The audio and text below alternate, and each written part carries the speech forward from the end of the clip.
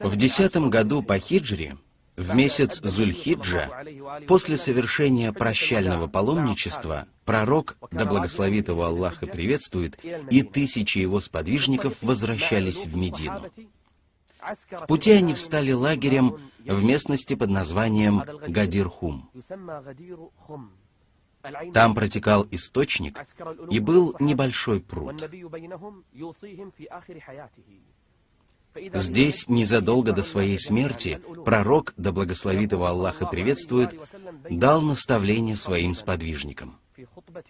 Несколько тысяч человек слушали то, что говорил пророк, мир ему и благословение.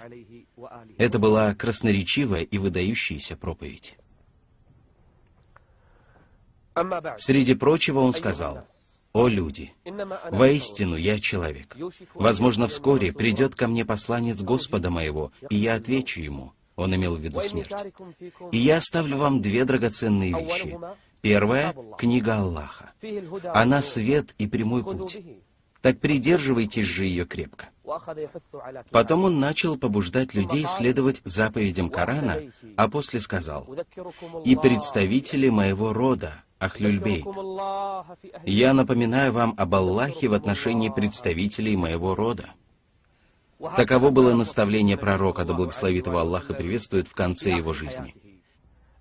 Первой драгоценностью он назвал книгу Аллаха, в которой находится приказ следовать сунне пророка, мир ему и благословение. Второй же драгоценностью были названы пречистые представители его рода, которых Всевышний Аллах в Коране описал так: «О обитатели дома! Аллах желает лишь избавить вас от скверны и очистить вас полностью». Сура Аль-Ахзаб, 33. И это не обитатели обычного дома, а члены семьи наилучшего человека.